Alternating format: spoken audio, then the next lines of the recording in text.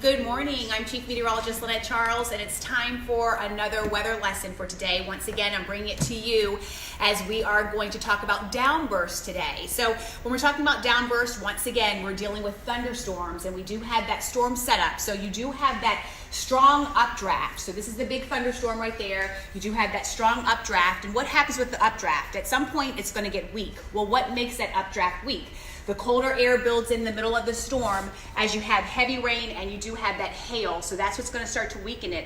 So where is everything going to go from there, right? It's got to go back down. So with that, you have that downburst. You have that strong surge of air from the storm. It hits the ground and it spreads out. So you hear people talk about, oh, I think a tornado came through. I think we had straight line winds. No, basically what you were dealing with was a straight line winds, a downburst, that strong surge of air from the storm, and it spreads out. Now, you've also heard the term maybe microburst. Well, what's a microburst? Well, that is when you have that downburst, but it's also going to be in the fact of it's less than 2.5 miles.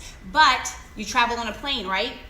Not good. Who do you think is going to win out when you're talking about a plane? Have you heard about turbulence before? Well, turbulence is basically, once again, when the downburst comes and it hits the plane abruptly, and all that does is just make the altitude change. And the altitude is going to drop that plane down, and you can actually feel that in your stomach. It's not a good feeling at all. Once again, we do call that turbulence.